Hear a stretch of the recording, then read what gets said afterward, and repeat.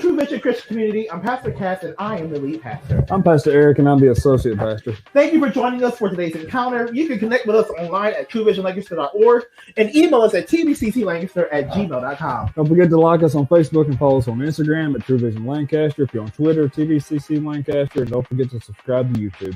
You can also give online at truevisionlancaster.org/giving. Don't forget to listen to us on your favorite podcast app. And we pray that you're blessed by today's encounter. Now prepare your heart to hear a word from God today.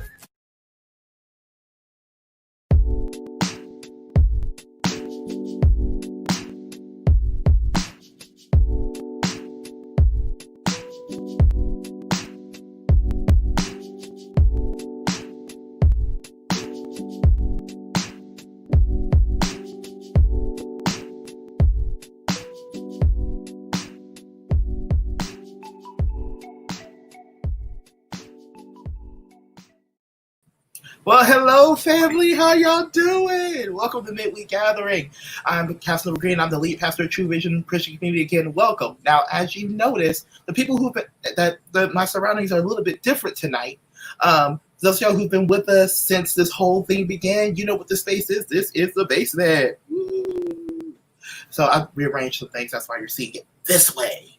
But thank you all so much for joining us for our midweek gathering. Just thank you all for your prayers, for your support, for everything y'all been doing, and really supporting the work of the church. I am grateful. Before we jump in with our guests, I have a couple of announcements for you, and then we're going to go announcements, a reflection, and then we're going to go into the discussion that we had to continue our discussion from last week. So a couple of announcements. Okay, so next week I am actually going to be on vacation. So we're all taking time to rest. A lot has happened in the life of the church.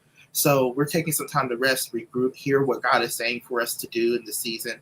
And so that way we can better serve you all, not just our Lancaster family, not just our Barnwell family, but people from all over the world. And remember, partnership in True Vision is open to anybody in the world, wherever you are. So we're going to be taking some time, but don't worry. We do have fresh content ready for you. You're gonna be okay. We got some word and some worship for you. So we'll still have live at the hub on Sunday at 11 o'clock. You can find that on Facebook, YouTube, or even in our eHub. If you go to our website, truevisionlancaster.org, you can click on where it says Watch TVCC Live, and we'll have the video already there for you. You just be able to sit back, relax, and just enjoy what God is doing. And then Wednesday, we're going to continue our My Skin series with a lesson I did in 2016. Actually, ironically, I did it in Lancaster, called I'm Tired of Being Tolerated. And especially if you're a worship leader, choir director, choir member, worship team member, sound person, enthusiast, picky person who wants to nitpick about music, whatever floats your boat. I want to make sure that you hear that message. It's going to echo part 2 because I used I'm Tired of Being Tolerated as source material for My Skin part 2. So you'll hear a lot of echoing. But I really wanted to deep dive into the area of worship because, as many of you know, I'm a recording artist, I'm a songwriter, I was a worship leader, still am a worship leader for years. So I want to make sure I get this wisdom out to each and every one of you. Shout out to Paul. If you see me looking out, I'm doing quality control tonight. But I wanted to share with you what God's been doing in Lancaster a little bit, so that way you know what's going on. You also know how to pray.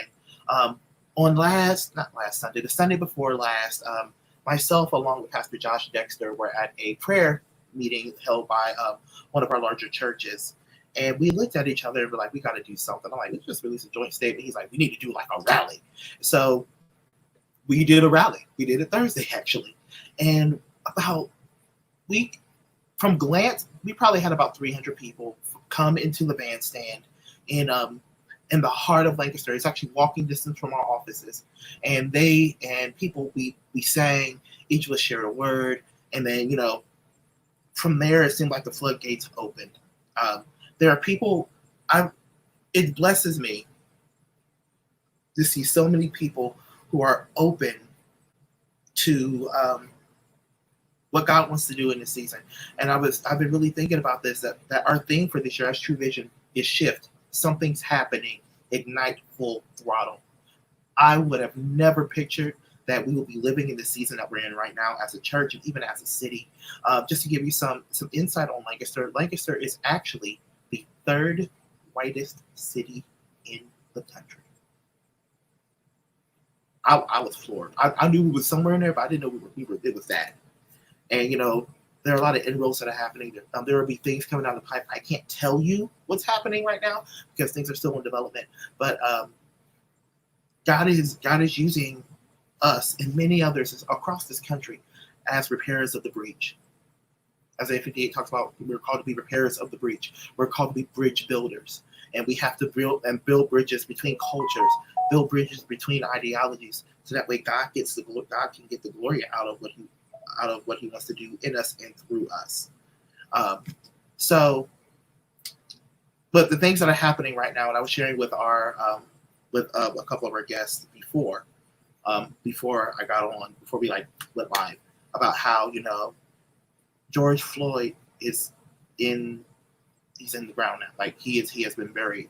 We've had the funerals, we've had the services, and I literally said this. Y'all can get mad at me if you want to. I literally said this. 2 weeks. Once the person is buried, it's 2 weeks, maybe a month, and it fades in memory. But there's something about that's been happening, and I believe that it is a God thing. What's happening? So what are we going to do? What are our next steps? What's our next direction? Which is why we're having these series. This is why we have this going on. Even after we end this series, the conversation is not going to stop. So I'm grateful that there are people who are thinking like me and so many others all over this country. How can we build these bridges?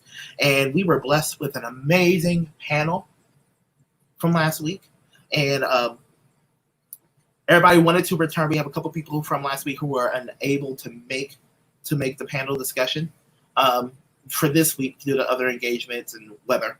About Ohio, my people in Central Ohio know we got hit with a good storm. I lost power for about 5 minutes. But we're here. And listen, if you're watching this right now, we have about 5 viewers. If you're watching this right now, go ahead and ask questions and leave your comments. We would love to hear from you. I'm literally monitoring your comments right now. I can even respond back if I want to. But we would love to hear from you, even if you're listening from the podcast. Listen to this after, or even on our or if you're listening to this from the podcast, we would love to hear from you as well. You can email us at tvcclancaster@gmail.com. All right, I'm going to go ahead now and bring on the rest of our lovely panel. Hi, family. Hello. Hey. Hey. I've never been called lovely before. And there's always a first time for everything. I keep looking at the feed. I'm like, oh, this looks nice. I might have to do this from home more often. All right, real quick. Actually, one thing I am going to do, because people are like, who's people's names and what? Y'all didn't put anything. Did you put something crazy for your name? No. He would, though. I have couth, ma'am. All right, we're gonna go ahead. They know who I am, so we're gonna go around real quick and introduce ourselves, starting with Dez. Hello, I am Dez from Baton Rouge, Louisiana. I am a father of 2. I am married to a Caucasian female. Dez, are you muted? Oh, I might be. No, I'm not muted, I don't think. Am I muted? Can you hear me? No, I just put him on solo so everybody can see his face in the dog. Oh, all right. But yeah, so I'm the father of 2 interracial children, biracial children. I said interracial, biracial children, and yeah, I'm just a guy doing stuff. Awesome. All right, Miss Tori. Hi, my name is Tori. I currently live in San Antonio, and I serve as a director for the United States military. I just moved here from Baton Rouge. Des and I used to be neighbors down the street, so we're good friends. Done life together for several years, and yeah. Awesome. And last but certainly not least, our own Mr. Rogers, Pastor Michael Rogers. That's right. That's right. Hey, I am Pastor Michael Rogers, and I pastor a church in Burlington, Indiana, which is close to Purdue University. And I have a father of 4 great kids, and been married for 26 years, and excited about that, and excited about this opportunity to have this conversation. Awesome. There we go. Everybody's in. Introduce the dog. This is Sophie Grace. Say hey, Sophie. Hi, Sophie. She's so cute. She seems like a well-behaved dog. Oh, she's like. Oh, it's all up front. She's like those kids you like. You know they gonna act up. Yeah. I have a pit bull who's about 55 pounds, and when they would play together, she would run him out of the kitchen. Wow. And he was terrified. All right, so we were really digging into. We talked about white privilege and resources and all that this week. So I kind of want to start from that vantage point, and especially looking at all of us are at different stages of this journey. Right. Like we are literally, and we it's funny. I think about it. There are a lot of churches who are literally looking at square one, not even standing in square one, looking at square one, going, "What are we going to do?" Mm-hmm. Mm-hmm.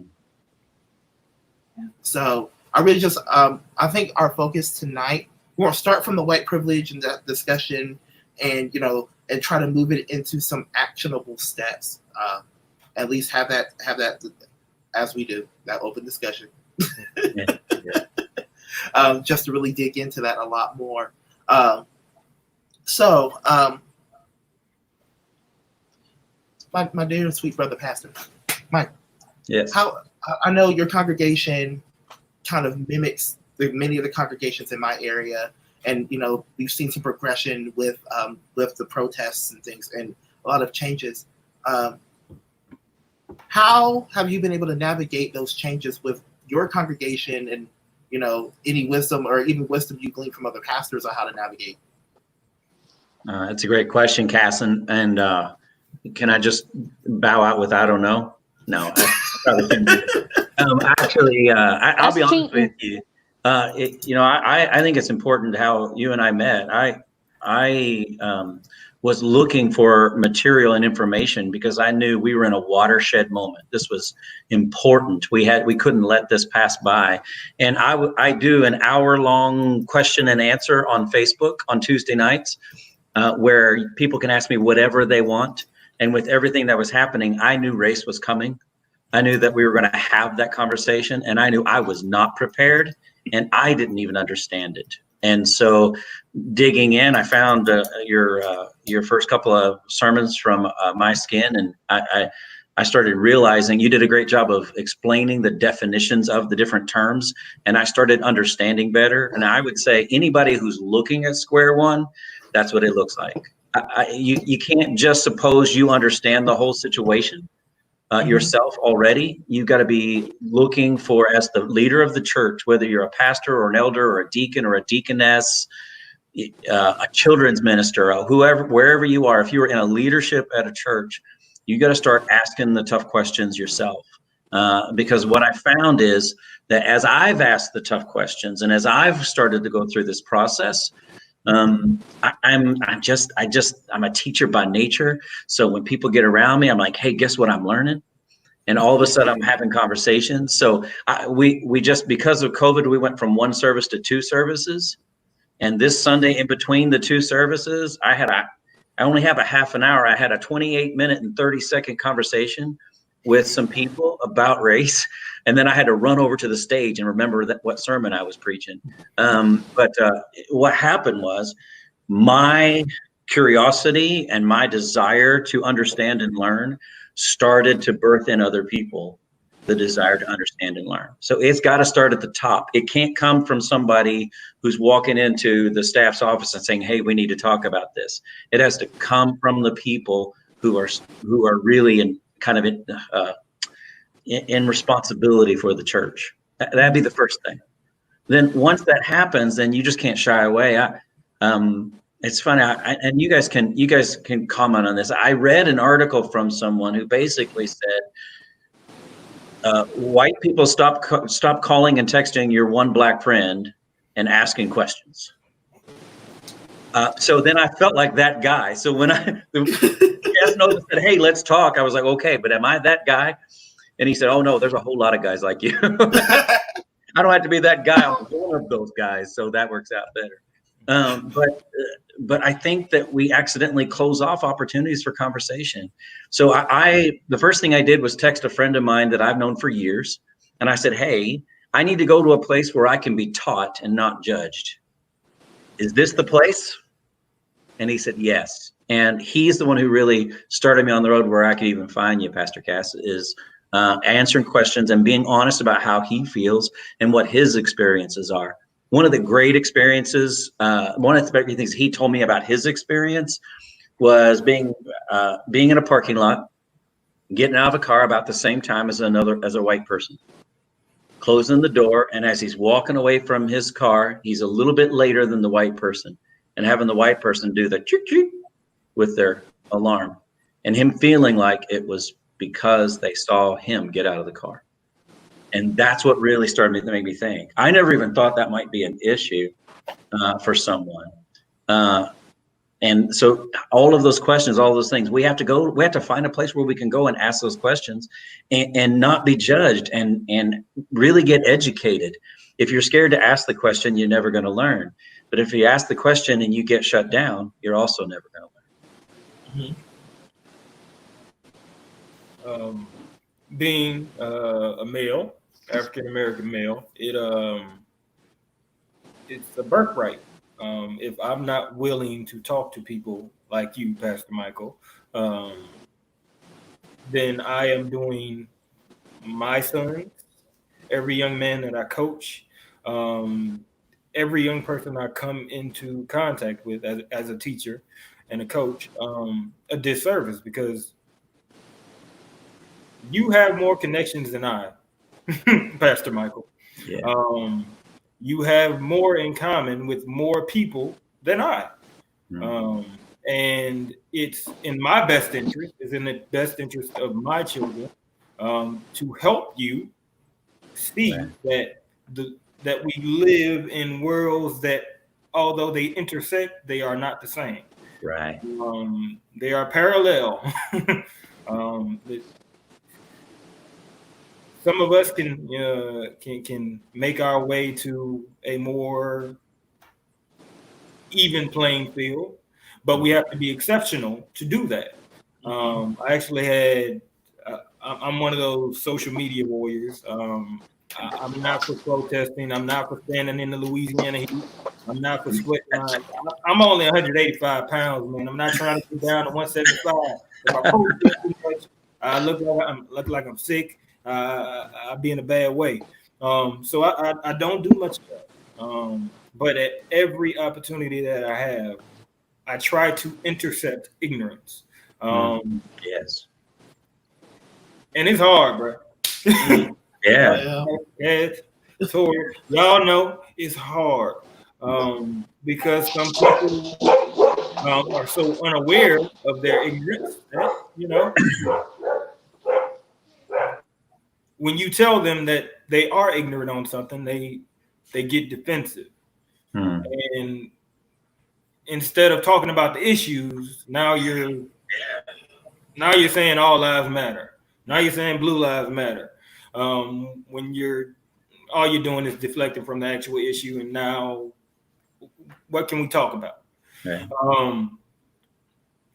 But what I had this week, I saw this a couple times. Pastor Michael, I'm pretty sure I probably told Tori about this. Cass, you're probably pretty familiar with this, but you're a good one, Cass. Oh Lord. Oh man. I heard that last week. I appreciate. I'm not throwing shade on anyone, Right. but it's just when you say man, you are one of the good ones. You then infer that other people are innately bad that look like me. And that's the biggest issue African-American males especially have when we talk about race, is that we are viewed as innately not good. We don't have a moral or ethics that fits with what people should be doing. For my value to be seen as it is, I have to be, a millionaire or a world famous actor. And we talk about 1%. When people say 1%ers, we think about economics. People with a lot of money, people with more money than we'll ever dream about. But when I think about 1%ers, I'm thinking about the ones that make it and do so in a spectacular fashion. Morgan Freeman, Denzel Washington. We talk about all these people, but we don't realize that, they're African American, but they're not living in the world that I live in, that my students live in. Right. I'm a middle class American. I teach lower socioeconomic students. Their lives are far different than mine is right now. It's not very different from where I grew up, but it's just so different. If I could give my brothers of another color one bit of advice, is stop comparing the many to the few. Because when you talk about Morgan Freeman, like he's the God.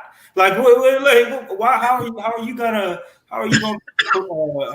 compare little Johnny from West Fifth Street with no money with a mom that's doesn't even have a high school diploma, a dad that he might not even know, and whose role models have been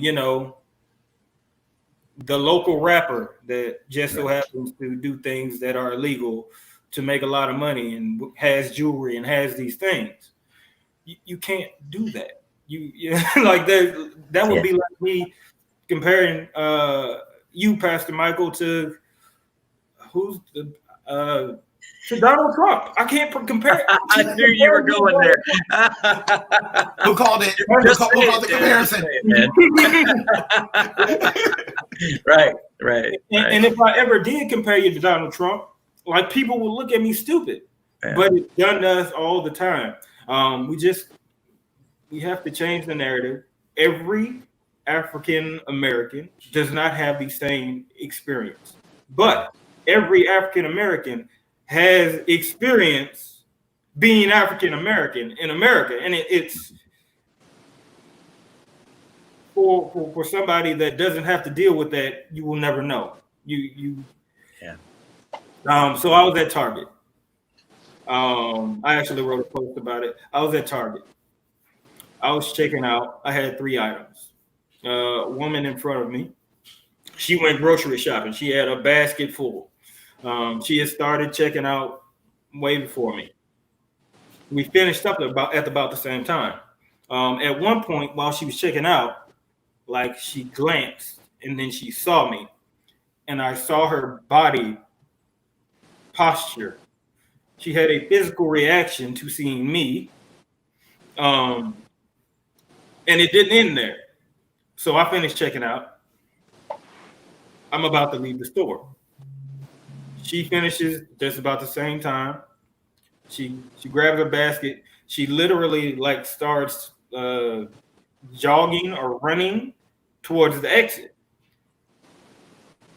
Target's a big club. They have one exit. You go in the same way you came out. Right.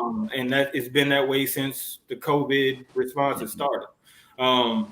And then a Target representative was like, "Hey, no, you got to go out that way." So I continue on about my way. It was probably 20 feet between her and I the entire time. Like, because she had that physical reaction, I didn't pay attention to it. But what I always wonder, Tori, maybe you can help me. You probably can't, actually. Like, what do you think I'm going to do at 3:00 in the afternoon in a Target grocery store? Like, I've never understood that. But those type of microaggressions, I'm sure you talk about those, Cass, are just kind of highlight what we go into when we go out into the world. I'm sorry for taking up so much time, man. Listen, we got time. We have no plans. No, but just, especially since I don't have to drive from Hubble, we got time. So I know for me, my sister and I were talking, I really have not had time, full transparency, I haven't had time to fully process everything that's been happening. Because it's like, okay, you won't laugh. There's a song called "In the Sanctuary" called "Kurt Carr," and it ends about 5 different times. The song's about that. A 1 minute 30 second song will last 20 minutes. Because the pastor goes, oh Lord. That's the difference between a funeral. I'm gonna have lunch at 1. That's the difference between a funeral and a fume. But anyway. Right. Anyway, so I feel like my life has been that song. It's like I think it's over. Mm-hmm. I think it's, and I'm like, okay, I can chill. I can like hop on my big old TV back there and play me some Xbox and like enjoy my life. It's like yes, oh my god. But it's like I've had to really, am I trying to process, lead, pray, still be a functional husband and father. Which shout out to my wife. She probably watches. There's like one person watching on YouTube right now. It's probably her. Hey, boo. Plus, I know she probably hears me before. I love you, babe. Anyway, shout out to my wife and especially to my son. Like, my son, he's 3, but he knows daddy's been busy. He knows daddy's been working, and he's been like extra good this week. So, but anyway, so in the midst of dealing with all that, I haven't had a chance to really process everything. And, I've had some looks. People have been pretty welcome. I've met a lot of people this week. It's been crazy. But I want to talk about something good that happened. I know the 3 of you probably saw it on my Facebook Friday. I went to Aldi because I was tired of being in my house, but I didn't want people. Yeah. Because again, I'm an introvert. I was around 3. I had to talk and sing to 300 folks. I was a little bit. Introverts unite separately. Yes. That's right. I got you, Cas. So I'm like, I'm not going to human today. I'm going to put on my mask. I'm going to put in my headphones. And I'm going to listen to this radio interview I did. So I was walking around Aldi. And Aldi about that big anyway. So I walk around Aldi, buying my own business, was listening to stuff. Not going to lie, I had my hood face on. Okay. So hood face is a face of, no. You don't want this. You don't want my life. You gotta teach me one of those. I got you. I'll teach you how to do that. All right. Like you don't want this right now. Okay. When I go to like large cities, I look like I live there because I perfect it. Okay. Yeah. Anyway, so I had my hood face on under my mask. I was just had my earphones in, and I had left. And Aldi, you got to bring your own bags, even in the coronavirus. I left my bags in the car. So I had taken my headphones off and everything to talk to the cashier. Got my stuff, paid for my stuff, put it at the bagging area. I ran out to the car. I'm like, okay, cool. I got a little bit of time. The community organizer was calling me, so I'm like, let me call her back, just be like, hey, I saw that you called. So I had my headphones in, and I'm running out to my car. I'm getting this bag, and she's talking to me in real life. We're having a conversation. I walk back into the store, and this older gentleman walks up to me, and brother was in the and people get mad at me for bringing this up, but it's actually really significant to me, especially. Dude was in like the full Trump outfit experience. It was like Trump, from the head to the feet. Mm. 2020. Head, shoulders, knees, and toes. Everything. He was older white gentleman in his 70s, and he walked up to me.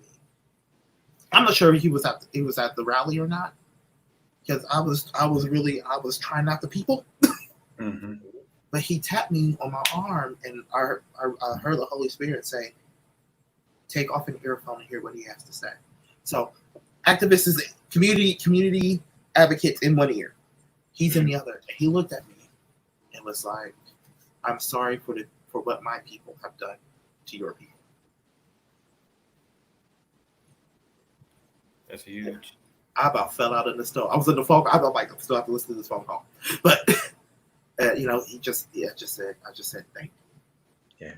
Now, here's the thing about that, which we do need to discuss healing from trauma, because that's a crucial part of this. Mm-hmm.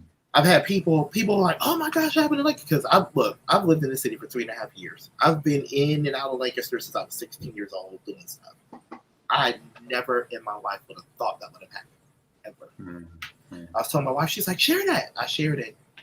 And two things happened. So you have the usual hallelujah, thank you, Jesus. Mm-hmm. God's doing something in Lancaster. Right. Then you had the, that's patronizing. How dare he apologize to you? And then I had a response from a lady who I've known, yeah, I'm 32, 14 years, about 14 years. We Bible studies and stuff. And she wrote this long manifesto about one of the poorer areas of Columbus, which ironically I'm from. Mm-hmm. Brother wasn't born with rich. I worked for it. And just talking about poverty and everything else. And people lately, even in the church, God's doing something good and amazing and awesome. Yeah. But we're poisoning the process. Mm-hmm. Yeah. I mean, something great happened Friday. That old man, I'm probably the first black man that man has seen in like 15 years. Let's just keep it on. There's not that many of us. Mm-hmm. There's not. So the fact that he felt comfortable enough to walk up to me, a young black man at that, Mm-hmm. in the middle of a store With your hood face on. with my hood face on, right? and hood face was still on when he talked to me. I'm like, God, you're doing something, but I'm tired right now. Hallelujah.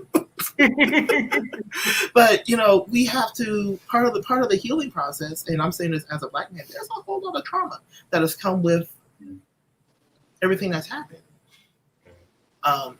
And the reason why a lot of black people are mad right now is because of that trauma. Mm-hmm. I mean, everybody's like, but the disconnect that is happening from what I see, and y'all feel free to add, correct, subtract, whatever, is that the trauma, and I learned this teaching dropout prevention and recovery. Like I spent my last year teaching there, dealing with ACEs, adverse childhood experiences, dealing with resiliency, dealing with trauma-informed care. Actually, that's a part of my doctoral studies, how to using that to teach composition courses at the college level, and even teaching at the high school level. Like how do you deal with this trauma, right, and still produce good writing and produce writing that honors anyway. So that's my whole thing. But like, you're dealing with a traumatized group that's been traumatized for over 400 years. right. That's just us. That's just black folk. We're not even speaking. Not even mention our Japanese community, or primarily our Japanese community, but our Asian community because of Japanese internment. Trail of Tears, our Native American communities, the racism towards Irish in the 1800s. Like it's how all these things, all these traumas are being brought to the surface right now. But we have a lot of people in the church who are saying your trauma is not real. Your trauma does not exist. How? I guess what I'm getting to, because especially with the long letter I got from the one lady, which I did respond to her in Messenger because I liked her. I didn't. I'm not in the mood to read folk today. So, but I did respond to her and was like, hey, this is what I've learned. This is what I've seen in these communities. How can we, not just the Black side, our white brothers and sisters, our brothers and sisters of all races, how can we speak to those who are saying this trauma does not exist? I had. I'm sorry. Go ahead, Tori. Go. Tori was like, It's all good. It's all good. No, I was actually, if you don't mind a minute of indulgence, I was going to tell you a little bit about my week. So I started a new job about 3 weeks ago, and a job that puts me in a really interesting place, even faith-wise, because so I'm a director of religious education at a military base. And what that means is that I resource every faith expression, not just the faith expression that I come from. And so we work to be ecumenical. But we also work separately because we have these separate faith expressions. And so it presents a really interesting conversation. And to some extent, there's some of this that I don't necessarily feel a part of because I'm not in a local church per se. I'm in a completely new space that, if you've never occupied that space or never had reason to occupy that space, you wouldn't think twice about it. You go, huh, that's interesting. And kind of move on. One of the things that I found today, though, so I don't know about you guys, but in San Antonio, there's been tons of protesting. It's gone on now for, I think, 13 or 14 days. And I could be off on that number. Don't quote me. But there's been a lot of protesting. And a lot of the people who are showing up for the protests are white. Which is interesting because for the most part, white people are the minority in San Antonio anyways. And so that presents its own unique set of challenges, right? Because we're the minority, but it's fine. The other piece of that too, with the televising of George Floyd's funeral, it was in Houston. So big Texas news. And I found myself irritated with it and irritated that it was televised because this is a man that we didn't know, that actually really 99.2% of us don't know. And I thought of Emmett Till and the story of Emmett Till and how Emmett Till's mom wanted an open casket so that people would know. And I thought about George Floyd and what makes this different.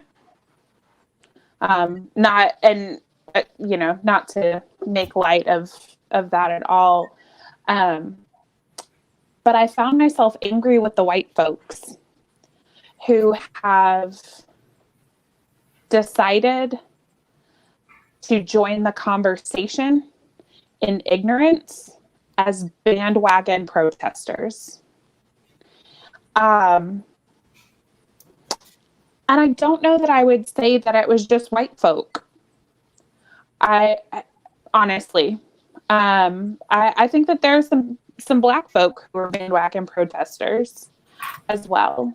And I had a really hard time with that. And I sat there and I was going, why is this bothering me so much because I kept like, I'm teleworking, right? So I'm coming in and out of this particular room that I'm in right now. I'm coming in and out, getting water, getting food, whatever, as I'm going about my day.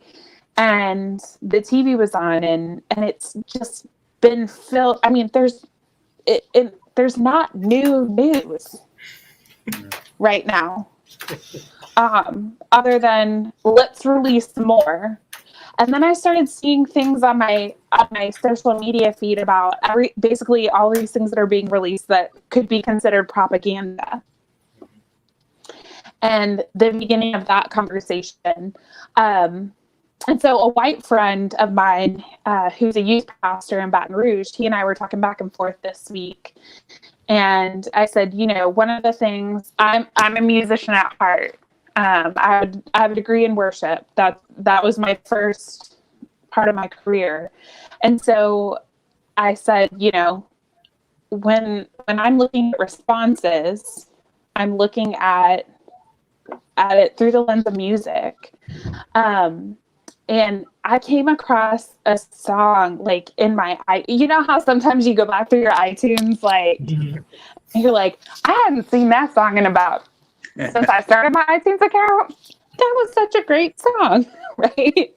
And I was kind of doing that. I was actually listening to Alicia Keys' memoir. If you haven't, talks about race, really phenomenal memoir. Plug to Alicia Keys. Sound good, but I'd love to meet you. But she talked a lot about race and how to talk to her kids about race and how you address that. But the song that I came across, and I just pulled it up on my phone, if you'll let me read some of the lyrics, because I think in my mind, this is what my friend Chris and I were talking about. If I had to say, church, this is how I feel like we need to respond to this. This would be, and this song wasn't even written for that, but this would be the best way that I could say it. It's a song called Clear the Stage by Jimmy Needham. And the lyrics are, and it's a beautiful, beautiful song.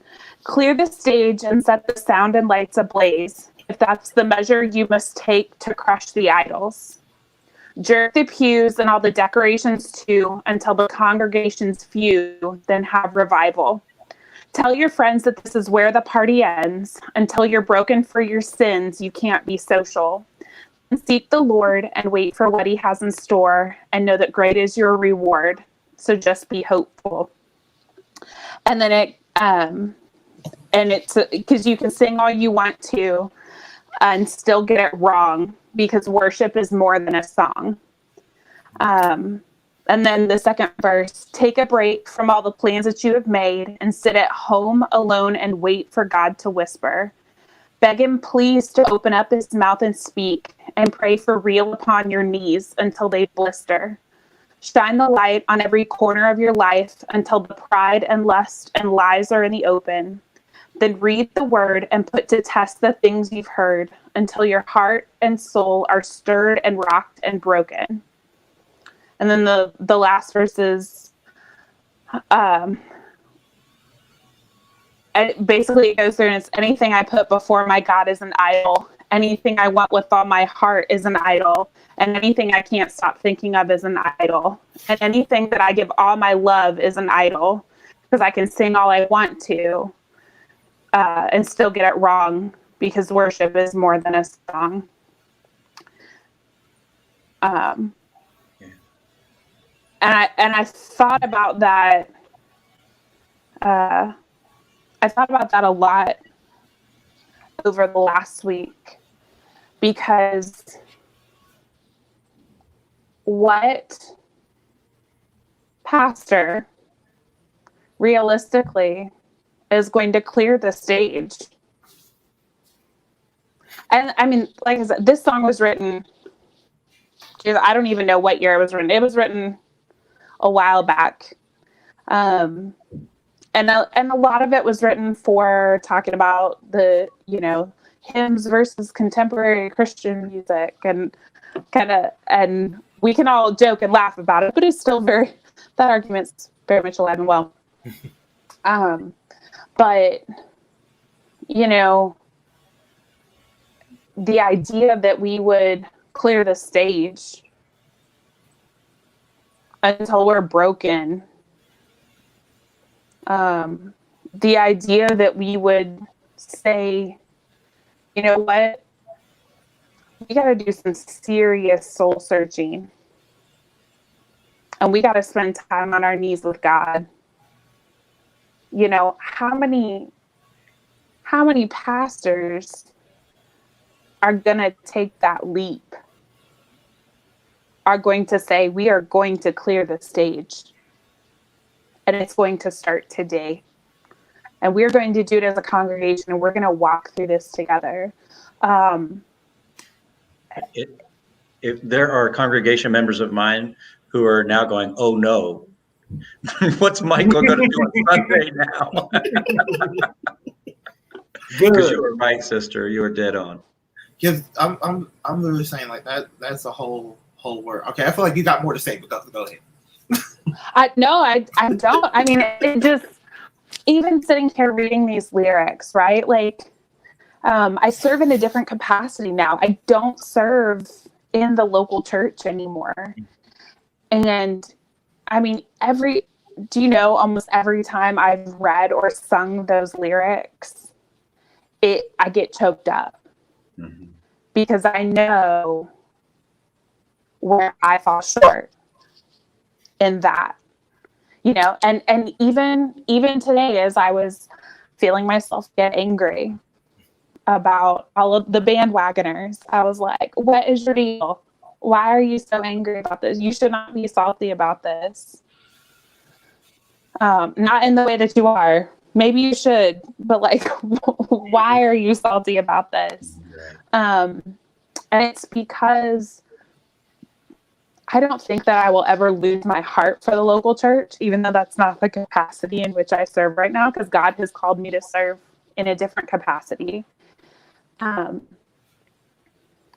too often in the local church, I have seen and been a part of places where pastors take advantage of their role as a leader, and they become God to their congregations without considering clearing the stage. And if you become an idol to your congregation, you will do them no favors in a lot of areas, but certainly when we talk about trauma-informed responses. Mm-hmm. Okay. Because you have now put up a barrier and you have ceased to help to heal. Because the reality is, right, like, all of us are in helping professions. Mm-hmm. And people who are in helping professions have been hurt. That's why we're in helping professions. Mm-hmm. Which it's the dangerous double-edged sword for us, right? Because we can go either way. We can clear the stage, or we can say, I've been through this, I got this, I got you. Let me tell you X, Y, and Z about how to fix it. Let me tell you X, Y, and Z about how it needs to be done. When all that does is divide some more. When we get political from the pulpit, divides some more. And so you find things, you're friends on social media with people, and you're like, I thought that we knew each other. Mm-mm. We do not know each other. Show didn't.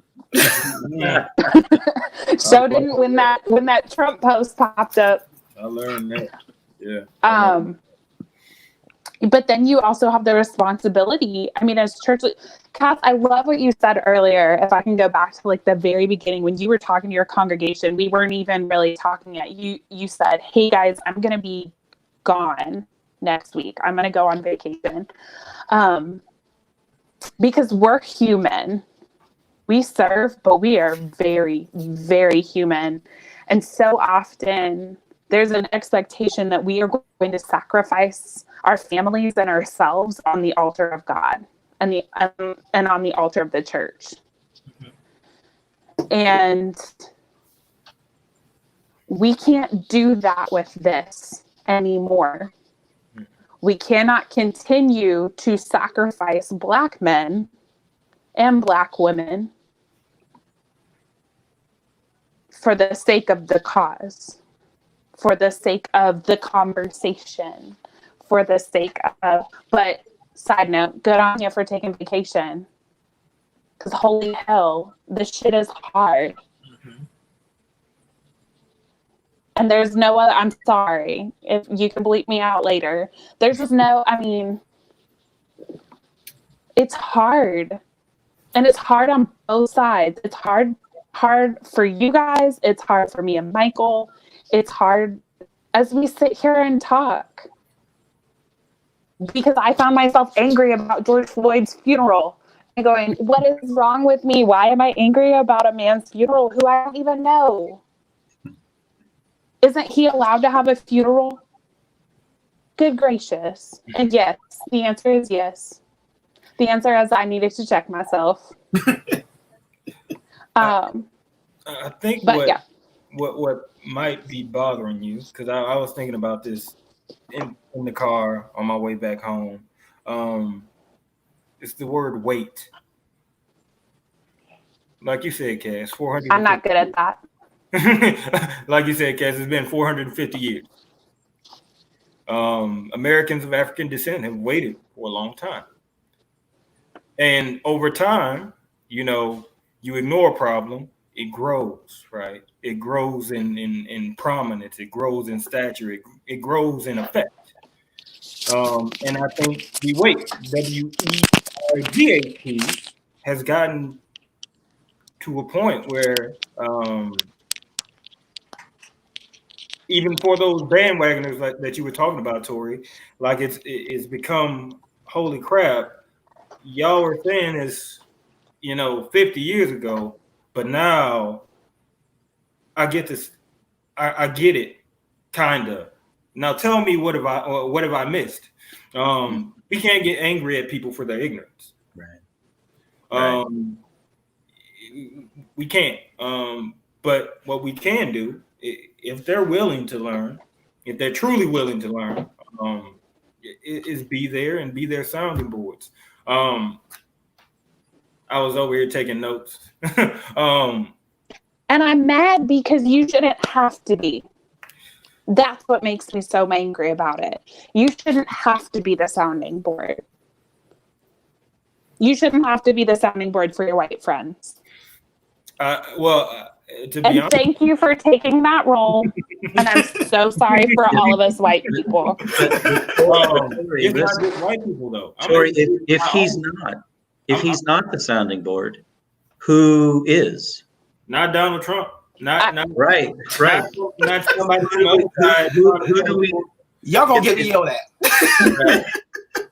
I'm sorry, MAGA world. I apologize, but you're gonna get me in all kinds of trouble here. She talked about idols. Watch yourselves. I preached the whole message about it anyway.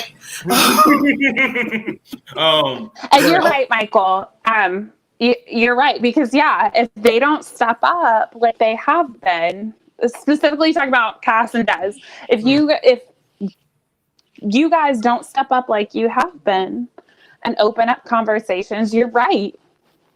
You're absolutely right, Michael. And so we have to start somewhere, and sadly, most of the time, there has to be some level, and if not exactly forgiveness, openness.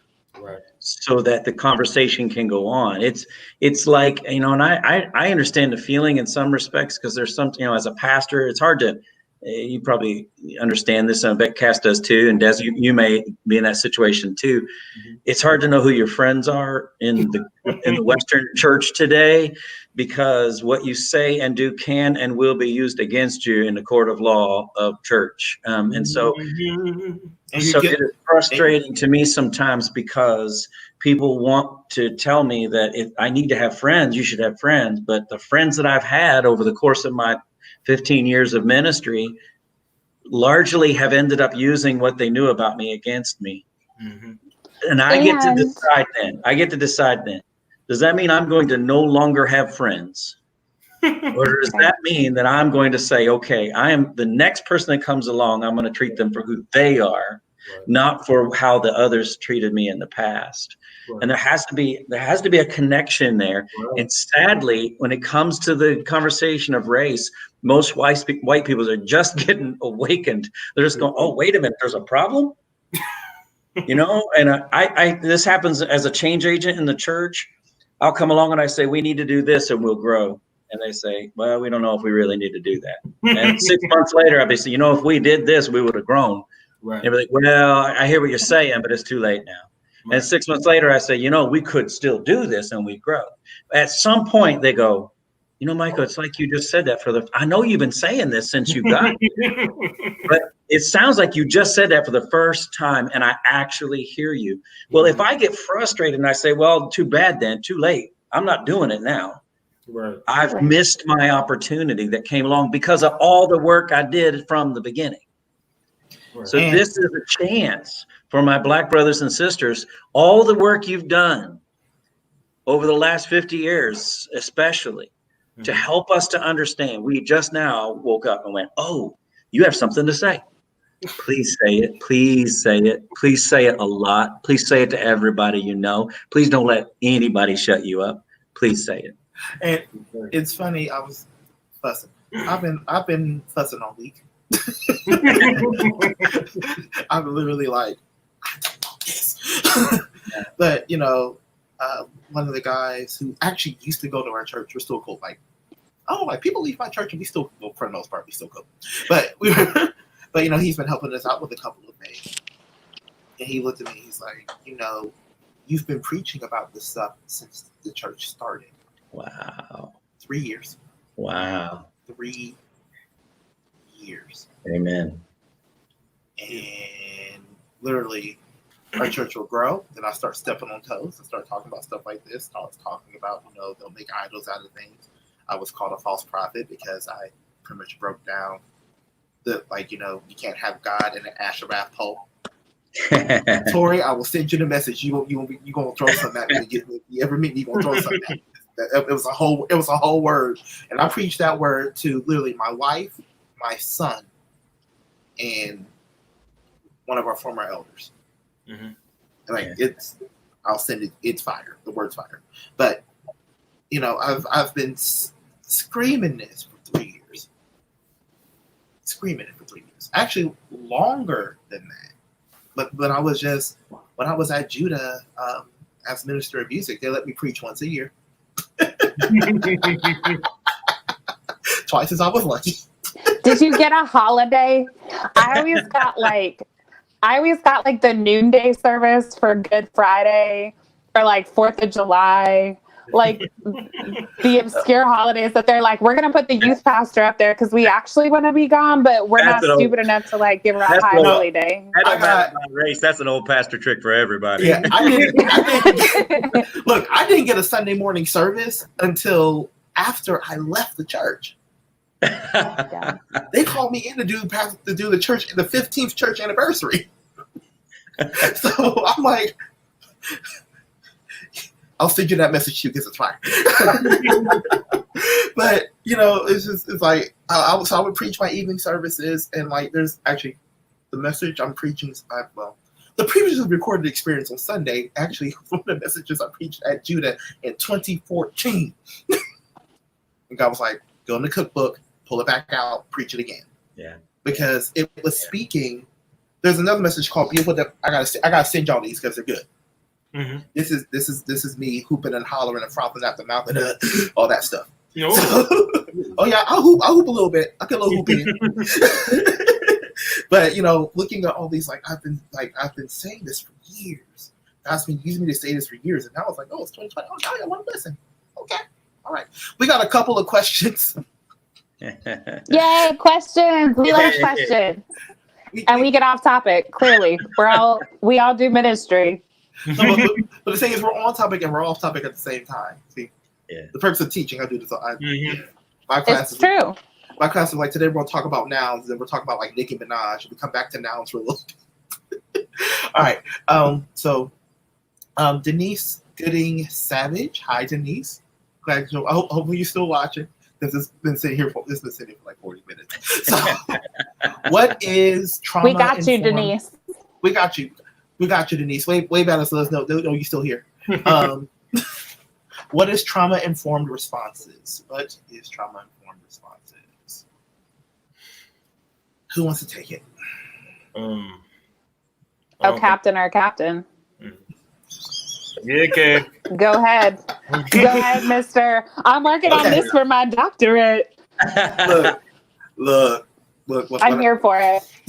All right, so pretty much, I'm going to give you the simplest definition I can give you because it can go deep. Pretty much, trauma, and I actually even learned this in my own personal life. Trauma affects your brain development. Mm-hmm. Right. So your brain. People think brain development is from front to back. It's actually from back to front. Mm-hmm. So as you grow and develop, the folds of your brain are folding and shaping your thinking and your reactions. But when trauma comes, especially in childhood, it stunts that growth. Mm-hmm. So your frontal part is your reasoning. Right. It's where that's your critical thinking, that's your decision making, that's your impulse control. Mm-hmm. So if your development is stunted, this is not going to be developed. Right. So trauma informed care deals with understanding, literally how I worded this. I taught 16-year-olds that had the critical thinking skills of a 10-year-old.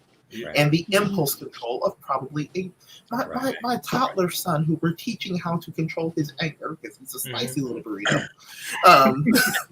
He really is. I love him now. My wife and I are teaching him, when you get mad, you don't hit, you don't throw, you don't you can stomp your feet, you can yell on the pillow, teach him those things. But when you've been raised in a situation to where, I've seen you was getting beat since you was like 11 months, or your communication is only yelling. This is not just a race thing. This is in general. Right. You see this a lot in poverty. Right. So trauma-informed care is pretty much bridging that gap, mitigating that developmental gap with where they are in age, and working to meld the two together. Right. And that's something that, while we've been talking, I've been figuring out how we're going to continue this without continuing it. And one of the things is we're going to talk about trauma-informed care. So a lot of churches, there are things that are spiritual. I'm Holy Ghost filled, fire baptized, we speak in tongues, and we get down with the get down over here. And I know that there are spiritual things. That Satan is real, and anyone tells you that the devil ain't real, they a lie. Satan, the enemy, is real. Satan is real. And yes, there are spiritual components to things, but I've also learned through teaching and also through my wife, love you, babe, that the physical that there are physical things that happen, and that she said something so poignant and made sense, that the physical at times is a manifestation of what is spiritual. So you can cast the demon out, but if that person don't get counseling, they're not going to get their full healing. Right. That's trauma-informed care. Trauma-informed care is helping people be beyond their trauma. Right. Even though some people are like, "Oh, you have trauma, I'm going to coddle you." True trauma-informed care is okay, let's teach you how to be resilient. Let's teach you how to bounce back. Right. Long answer. I'll try to keep it as simple as possible. That's pretty much trauma-informed response. That's gonna be one. That has to be one of our sessions. All right. Our that was great. That was great. You approve of that? Yeah, that was. No, I thought that was a really great and absolutely great way to explain it. That was fantastic. I like to affirm people too, if that's helpful. But I really didn't think that. Words of affirmation is my love language. I need it in my life. Not my love language. Not my love language, but as a youth pastor, you got to do it. Because these poor sweet babies need all the words of affirmation they can get. Amen. Even teaching college, I still have to be like, you're going to be okay. I know you're 50, but you're going to be okay. Isn't it true, though, that your frontal lobe doesn't develop until 23, 24, 20? You're not fully developed. Right. And so that trauma can happen even later than 11 months old, even 11 years old, and cause that as well. Yeah. There's a concept called... Go ahead, Tori. Oh, well, I was just going to say girls develop quicker than the guys do, too, which that gives itself a whole different spin. Go ahead, Cass. And, arrested development is real. It's like literally like something so traumatic happens that it flat out stops you. Yeah, that's right. And often, especially with trauma-informed care, too, a lot of what is part of trauma-informed care is coping and learning and teaching coping mechanisms, because we just don't have them. And we've developed these really terrible coping mechanisms, addiction, we develop patterns and things that aren't healthy as a way to deal with our own personal trauma. So, and keeping with the topic, it's interesting that we're going down this road right now. Dawn, I'm gonna get to your question. I know you're like, this is supposed to be an hour cast. But we're talking about some good stuff. But we're like the dinner conversation, and then we're like the before bed, like the last 30 minutes before I fall asleep. They can watch the rest of us. Tori, in Indiana, that's you're said goodbye, then you walk 10 feet, you say goodbye, then you go to the front door and say goodbye, then you go to the car. We're just at the door. We ain't even to the car yet. We're you hang up. No, you hang up. But anyway. Cass is like, bring it back. Yeah. Anyway, so I love y'all. So looking at it in the context of race, we have 401 years of trauma. Yeah. 401 years of trauma. So when your kids did hi. But we're dealing with 401 years of trauma, and that just in the episode on Blackish is like just when we think that we've made it, it's always snatched. There's always something that happens, and people, and so you're seeing what we're seeing is a manifestation. What we're seeing is a manifestation of that trauma in like everybody's sick, everybody's trying to figure out what to do. So in trauma, so when you have a moment, and I say this as someone who's actually had these moments before, it is literally a loss of control. So you're either trying to keep things together, or you just be like, screw it, I'm just gonna be crazy, I'm gonna have my moment, and I'll be good for the next 10 years. And we're living in that time right now. So we have to understand, and I need my people of the various tones of skin to understand this, that our Black brothers and sisters are not just our African American, Afro-Latino brothers and sisters, are like, there's a whole lot in what is considered Black. We are in a moment of our trauma, we have been triggered. Like we are literally, and this trigger was the straw that broke the camel's back. Right. And everybody ain't happy right now. It's not like it's gonna be hard to go, hey. All right, we got we have one from our South Carolina contingent. Hey, South Carolina. This is a question that honestly hurts my heart and has all week. I have 4 teens in my house, 2 that were raised in a non-racist household, and 2 that were not that fortunate. With trying to explain to the 2 in a soft way, because knowing they have had trauma after trauma in your life, how can I help them the most?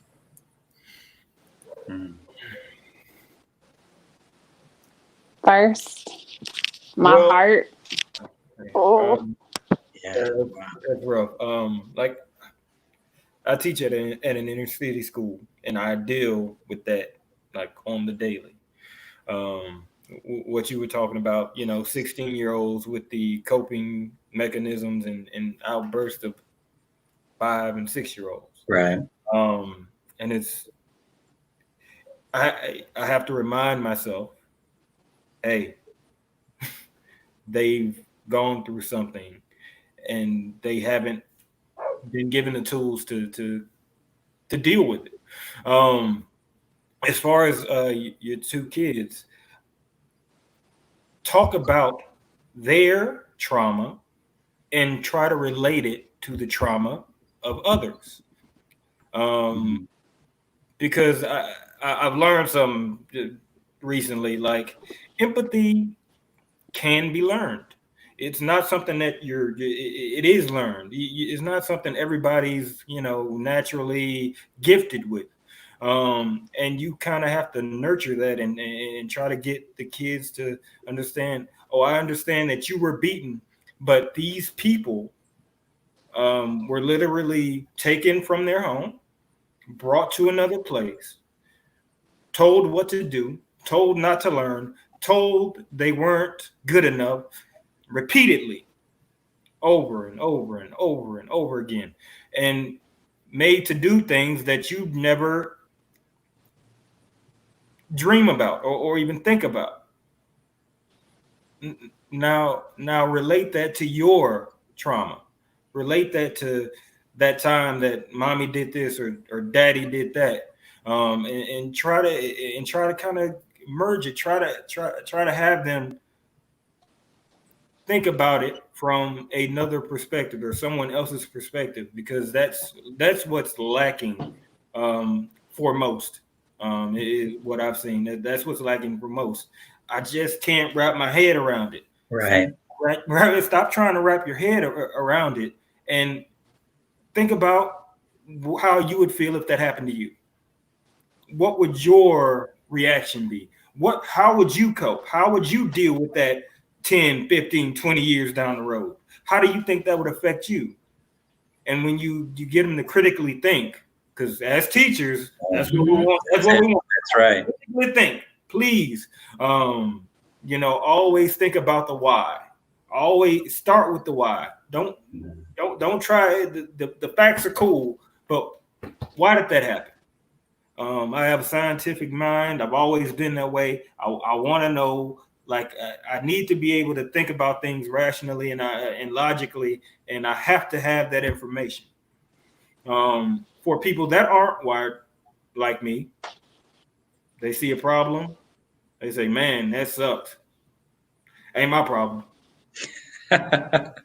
Right. So now you have to take them from "ain't my problem" to "oh, is my problem. My bad. I apologize." Now we can move on and go forward. I hope I answered Keeney's question. I would like to jump on that for just a second. And just words of affirmation. Kudos to you for even asking a question and being aware. That's right. In my years of youth ministry, parents have just an incredibly hard job of raising children, and there's not a manual for it. And every kid comes with their own stuff. Regardless of biological, not yours, just living with you for a few weeks, whatever, they all come with their own stuff. And so the fact that you're even cognizant of that speaks volumes to your parenting and how aware you are to what they're doing. I would also say find the avenues in which they learn.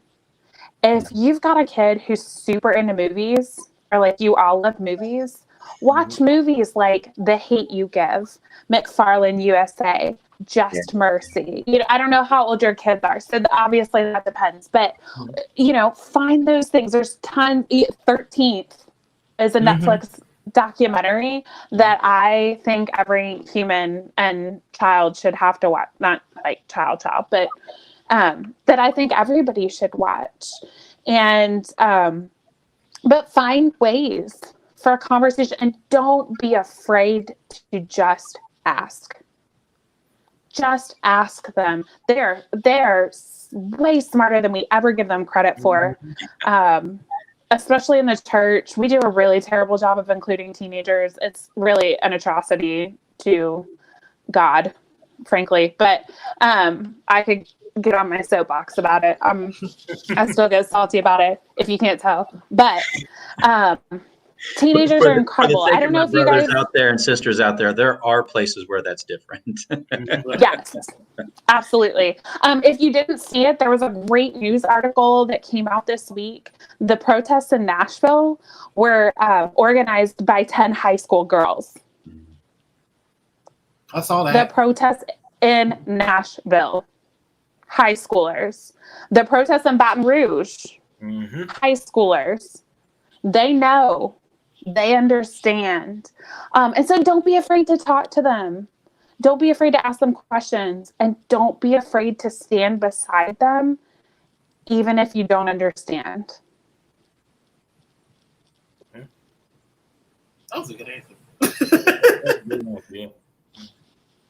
I'll get off my soapbox now. Do you have a mic? You can just... Where's my mic at? I don't know if I walk across the beginning. No, but that's a good answer.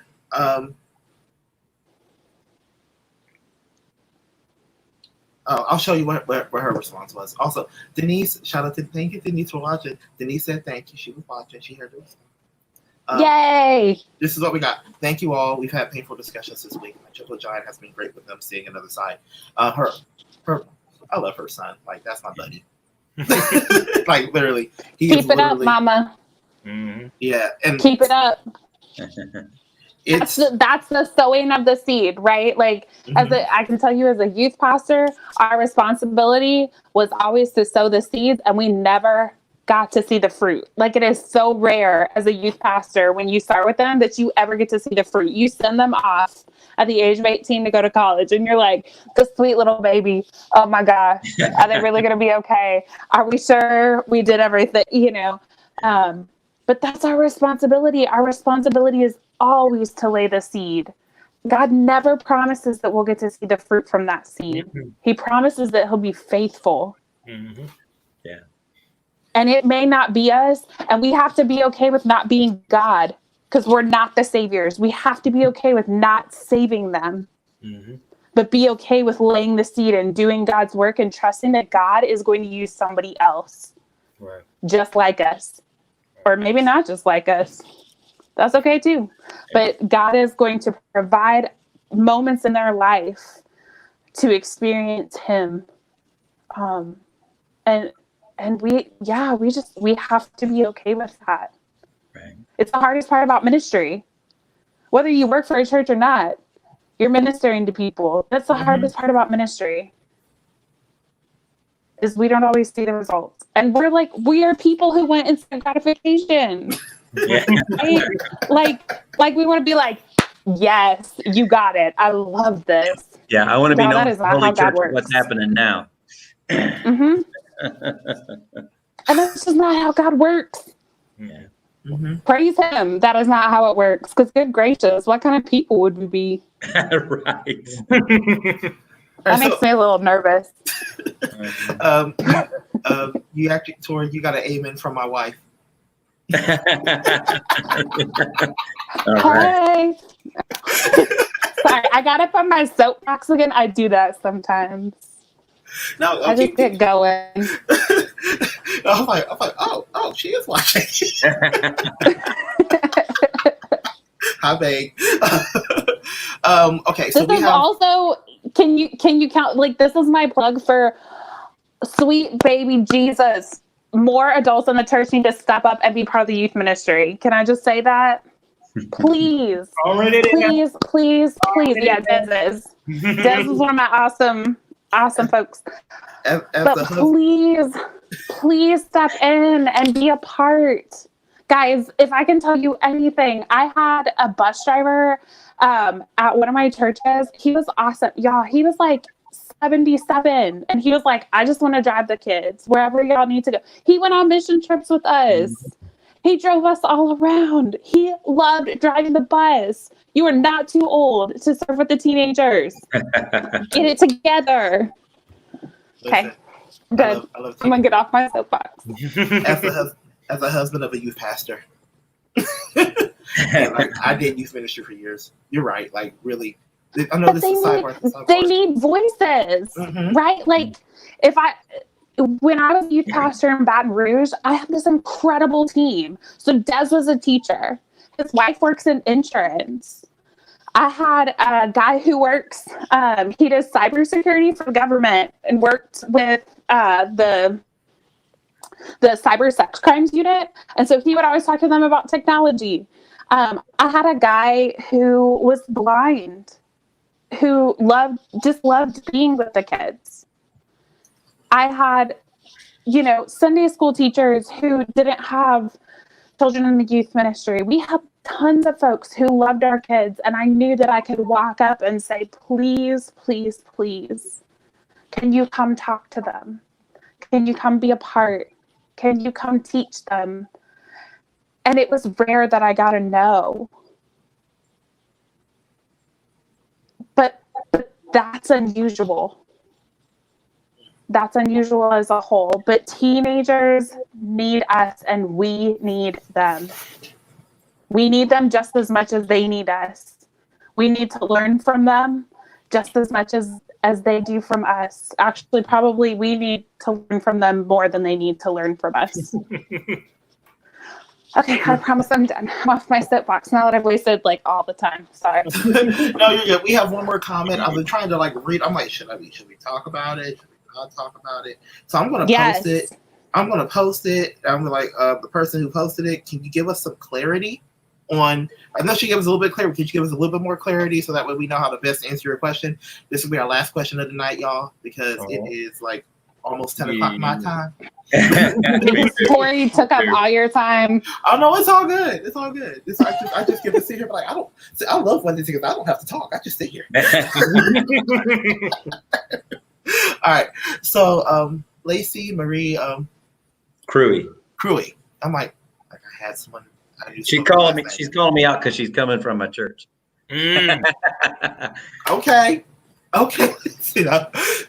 Pastor Michael needs to teach everyone this is what I hear you saying. It's super important to understand people are fighting each other because they're not hearing each other.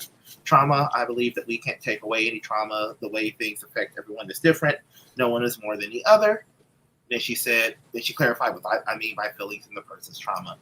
So I think it goes back to the discussion of trauma-informed care and everybody going, ah! Something, Cass, something I've been really focusing on this year is that we're going through Mark the last few months and focusing on the humanity of Jesus and how he shows us how to handle certain things.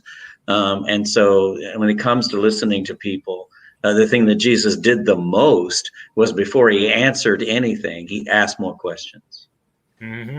And because he asked more questions, it either exposed their true motive, if it was impure, or it caused them to come to a conclusion of their own. And like Des said, we're in the business of creating critical thinking, not doing the thinking for everyone.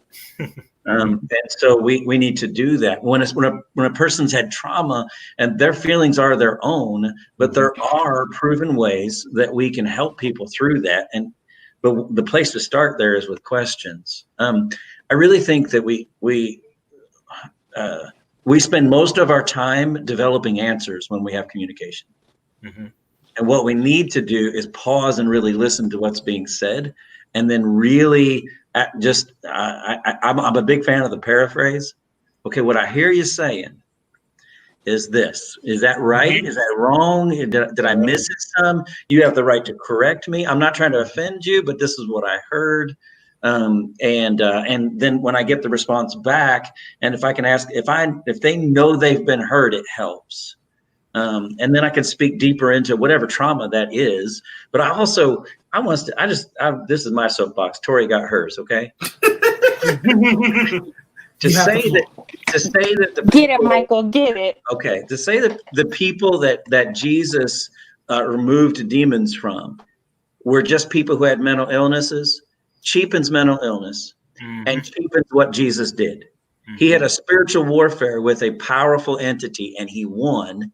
And that has nothing to do with mental illness. By the same token, just as you said, there are spiritual things and there are also physical things. And sometimes in a situation of trauma, or sometimes in a situation of a chronic mental illness, we need help because the chemicals are not right. The mixture is not good.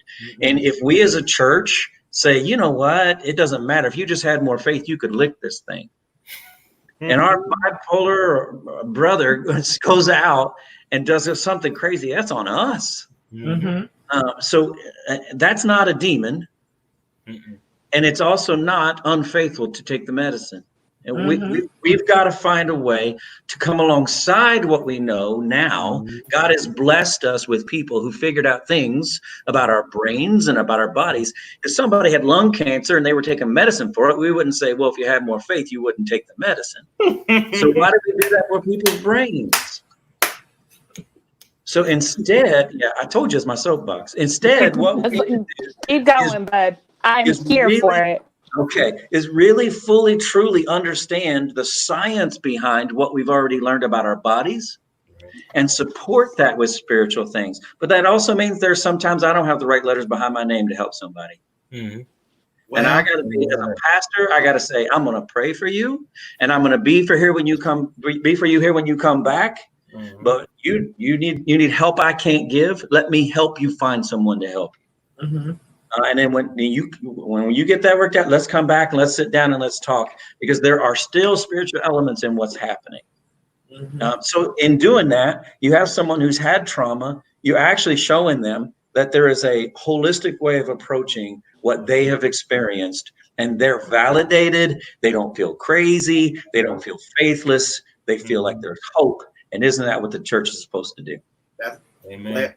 If I left my keyboard at the church, that was a whole word. That was a whole word.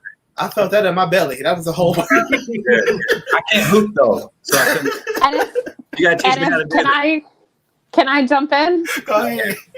Can I get on his soapbox a little bit, just for a second? I think it's really important for whoever listens to this really to know that if mental health is the struggle, so just so I can be completely transparent with y'all, I struggle with both depression and anxiety. I have taken medicine with them for years, and as a part of my self-care, as somebody who works in the church, I go to therapy regularly. Right. Because it makes me a better minister. Right. And it makes me a better human to be around if I go to therapy. And we don't talk about it, especially not as church workers. We do a really terrible job of talking about it because we feel like we're going to be judged. And I'm here to tell you that because I didn't know growing up that I was struggling with it. My parents didn't know the signs and symptoms, didn't know anything. Like, I've learned about something like biting my nails. My mom always was just like, you need to stop biting your nails. Like, really. I didn't know until about 2 years ago that was a thing that was like triggered by my anxiety. Right. That I bite my nails because I'm anxious. And she felt awful, y'all. She felt like she was a failure as a parent because she did not know. However, she was not a failure as a parent, but we don't talk about it enough, and we need to talk about it more. And so just as a matter of transparency, so y'all know, you have at least one person on this phone call who is 100% an advocate for therapy, for medicine that is helpful, for seeing a doctor. And I want to encourage you, if that is a part of your story and a part of your journey, don't be afraid. You have nothing to lose.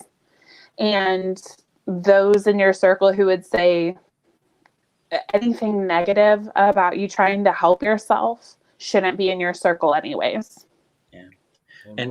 And Pastor, if you're listening, whoever you are, male, female, whatever denomination, wherever you came from, whatever you're doing, if you are worried about people going to therapy because you're worried that they're going to be taught something that goes against your principles, find you some Christian counselors to send your people to.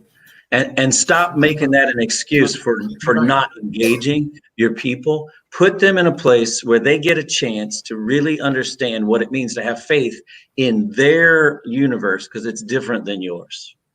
So go ahead and ask around, do the hard work, have a couple of therapy sessions yourself. You may find that you need it too. And so you can know exactly who you're sending them to, so that when you get to the end of the day and you have to say, this is above my pay grade, I got to send you on to somebody with more letters, but I'm praying for you. I can do that for you. You know exactly what you're sending them to. And isn't that part of your job as a pastoral leader of your church?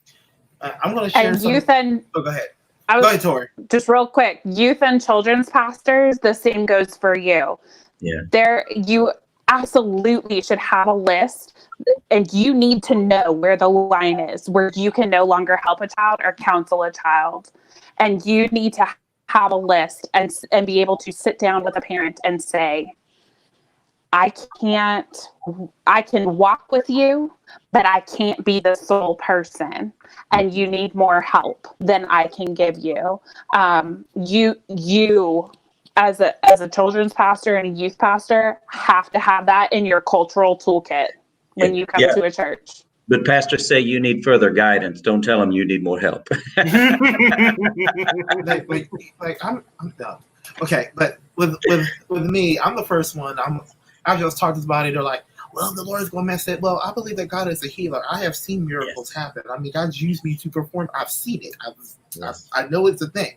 But I also know that God has created doctors and psychiatrists and psychologists and social workers and has put the knowledge and the know-how in them, and people who are immunologists and can make pills and stuff. God has given them that knowledge. So that way your healing, it might not be instantaneous like you want it, but it's going to come if you trust the process. And something I heard, there was the city, actually our Adam H board in Lancaster hosted an event for community leaders to talk about mental health, because it is a major issue in my town. And I was like, I think the only pastor that showed up in the entire city. But anyway, the last thing that happened, that they did like this whole musical thing. It was actually really cool. They did like this whole musical about the brain. And they talk about how the brain is an organ. If someone says my stomach hurt, you'll medicate it. If someone says I broke my leg, you'll fix it. But the brain is but when you say I'm having mental illness or my brain is broken, there's something wrong with it, my brain is sick. Mm-hmm. That the brain is an organ, it should be treated as such.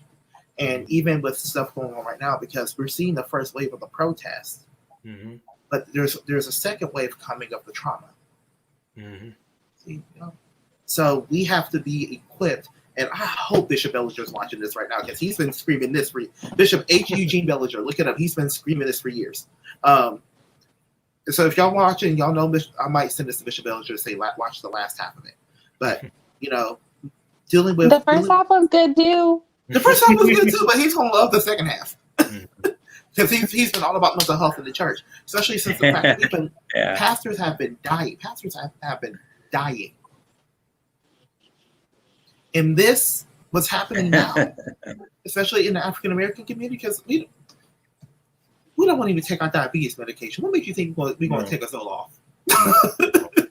That's like, well, and let's be real, you can't afford the diabetes medication. Huh? Preach.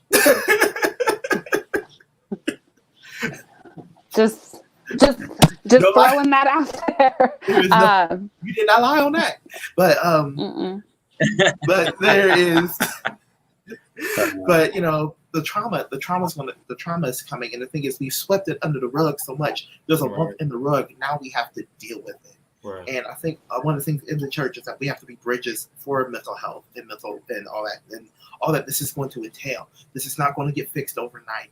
And the beauty, sorry, babe, counselors too. I love you. Right. Don't kill me. Sorry, I can see all the comments in real time. Mm-hmm. Anyway, so all if we, because now we're in the we went from triaging this mm-hmm. to now we're trying to fix it so that way things can change for the better. Right. So with that, I love talking to y'all. I love talking to y'all too. Listen, I got to figure out another time. I'm trying to lay out the schedule for how we're going to do this. Because again, we've been helping a lot of people. Like this whole series has helped a lot of people. Me too.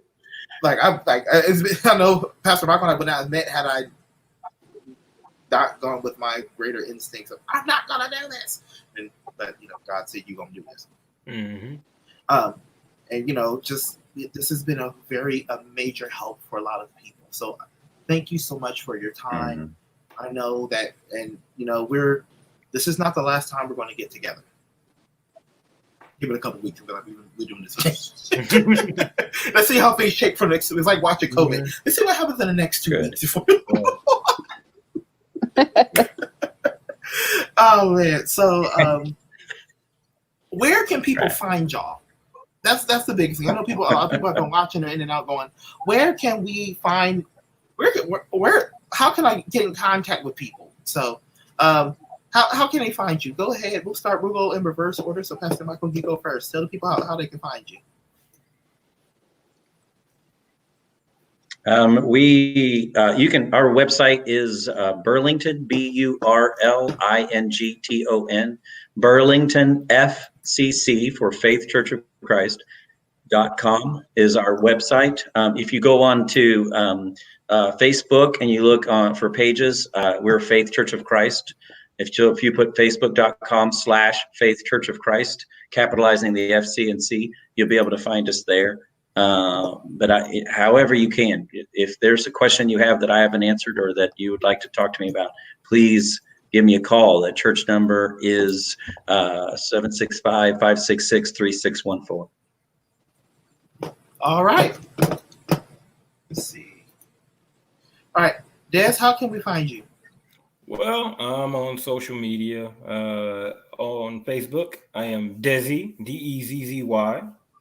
Ray, RAY, Dunn, DUNN. Send me a request. I accept all of them. And on Instagram, it's a little harder to find me on Instagram. It's B3T _YA Chucks CHUCKS _ON _IT. So it's bet your chucks on it. 3 instead of an E.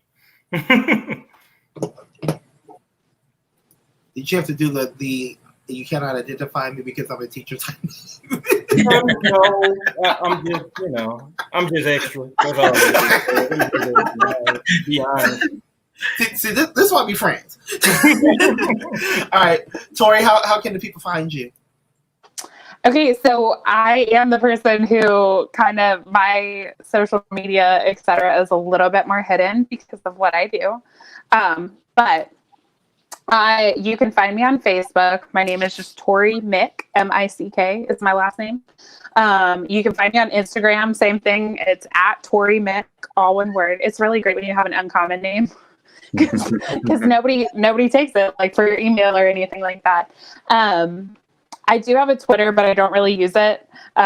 Confession, I don't like Twitter. Please don't eat me alive. I watch it mostly because my brother uses Twitter. But I also actually have a blog. I haven't updated it in a while, but it is Ammo and Hula Hoops. It's called Ammo and Hula Hoops. If you just Google Ammo and Hula Hoops, should be the first blog that pops up. For you to figure out why it's called Ammo and Hula Hoops, you have to go back and read my first blog post. Because there's a story there, a ministry story. But it's ammo and hula hoops.wordpress. So awesome. And I know, we're at the church. My Facebook page is almost full. So if you're like, Pastor Cas, I want to engage with you, I want to talk to you, you can actually find me. We're going to do this.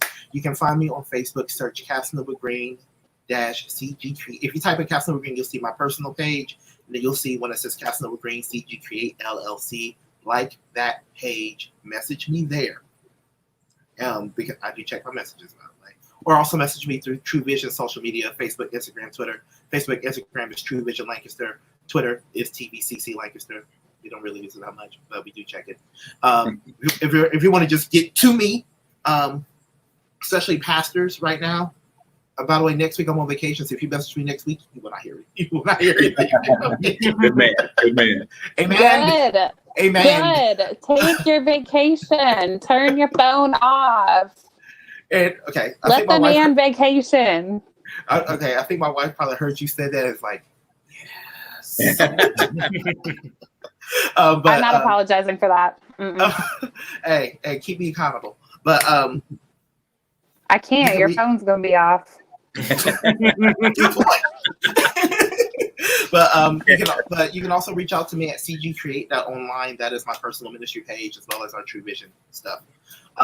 Again, thank y'all family. Like y'all family now. We've done this a lot. Yeah, I hear you, brother. I hear you. Thank you, family. So again, next week, since I'm on vacation, we'll be doing some so you still gonna have a midweek gathering. I'll be gathered up playing at Xbox while you're watching the midweek. Again, if you're a worship leader, if you're a pastor, especially church planners, you need to watch this. Because if you're like, I'm going to plant a multicultural church, I literally speak from leading worship at a multicultural church. So it's called I'm Tired of Being Tolerated. And watch it, learn it, love it, embrace it. And then Sunday's message is called Make Me Vulnerable.